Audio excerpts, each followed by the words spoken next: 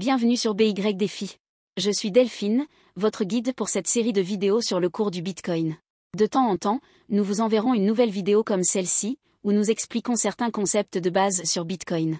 Vous pouvez utiliser ces vidéos pour approfondir votre compréhension de Bitcoin ou les partager avec vos amis et votre famille qui ont des questions.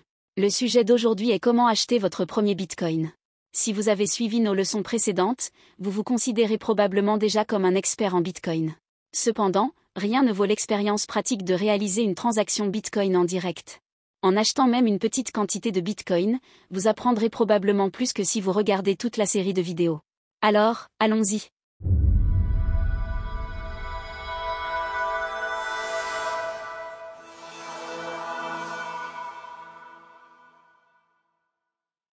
Avant de pouvoir acheter du Bitcoin, vous devez disposer d'un portefeuille pour le stocker.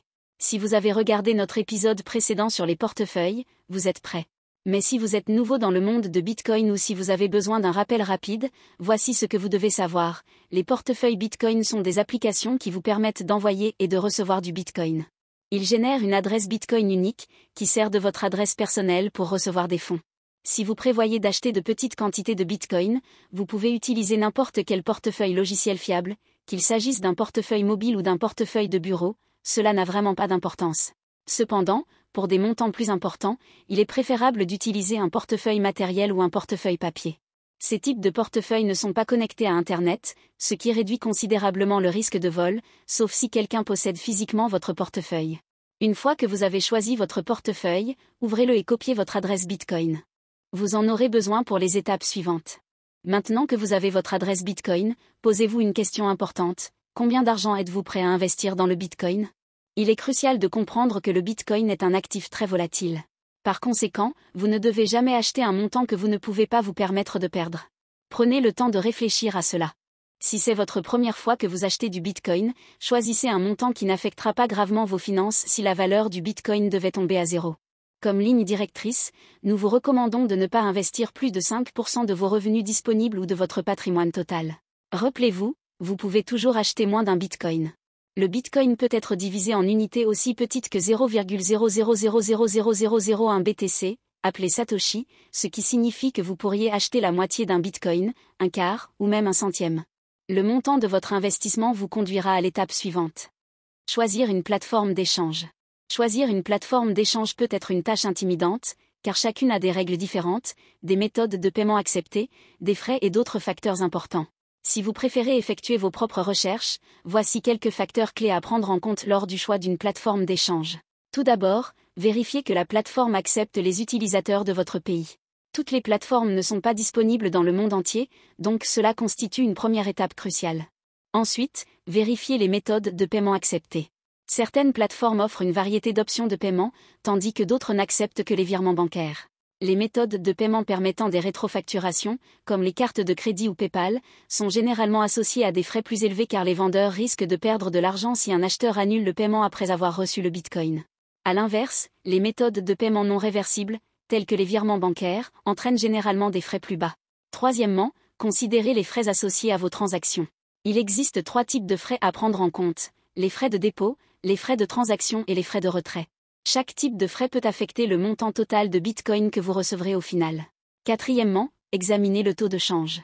Certaines plateformes peuvent avoir des frais faibles mais des taux de change plus élevés par rapport à leurs concurrents. Dans ce cas, les frais sont en réalité cachés dans le taux de change. Cinquièmement, comprenez vos limites d'achat. Ces limites dépendent de la méthode de paiement choisie et de votre niveau de vérification d'identité. Si vous prévoyez d'acheter une grande quantité de Bitcoin, sachez que certaines plateformes imposent des limites faibles sur les transactions. Enfin, examinez la réputation de la plateforme. Est-elle bien considérée dans la communauté Bitcoin ? Quelle est la réaction de leur service client en cas de problème ? Y a-t-il de nombreuses plaintes contre la plateforme ? Bien qu'aucune plateforme ne soit exempte de critiques négatives, considérez à la fois le volume et la nature de ces critiques lors de votre décision. Il est également important de différencier les plateformes de trading des courtiers.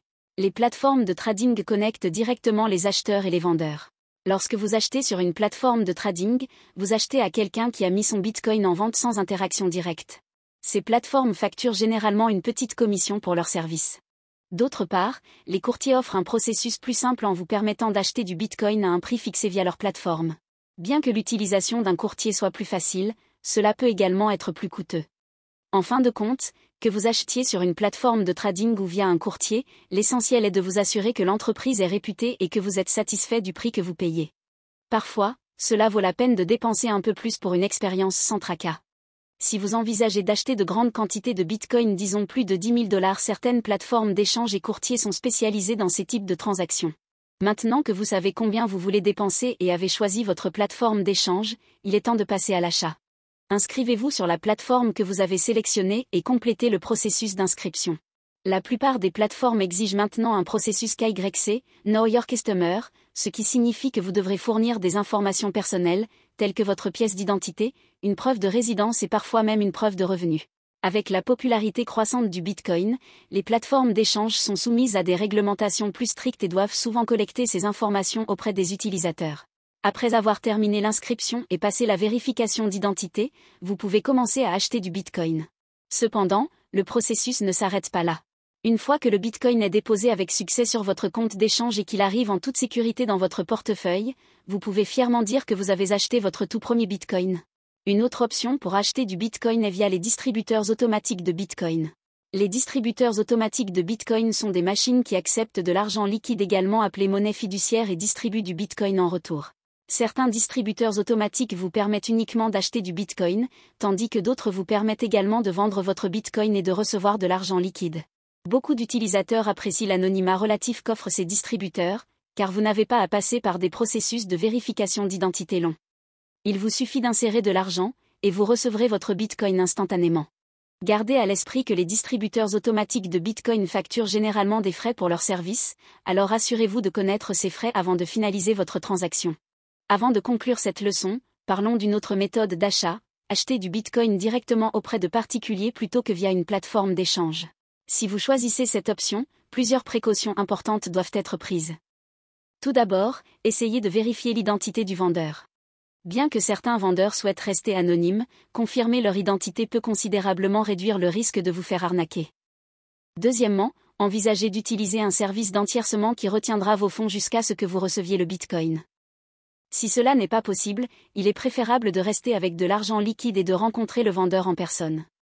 Dans tous les cas, n'utilisez jamais de méthode de paiement irréversible, comme les virements bancaires, avant d'avoir reçu votre Bitcoin. Enfin, attendez au moins 2 à 3 confirmations de la transaction Bitcoin avant de considérer l'accord comme complet. Bien sûr, cela peut varier en fonction du montant échangé, des montants plus faibles peuvent ne nécessiter qu'une seule confirmation. Gardez à l'esprit qu'acheter auprès d'un particulier comporte souvent un niveau d'incertitude qui pourrait ne pas valoir les petites économies que vous pourriez réaliser. Si vous avez des questions, n'hésitez pas à les laisser dans les commentaires ci-dessous. Si vous avez aimé le contenu, cliquez sur le bouton « J'aime » et abonnez-vous pour être informé des nouveaux épisodes. Merci de m'avoir rejoint pour les cours sur le Bitcoin de BY Défi. Je suis Delphine, et je vous dis à bientôt.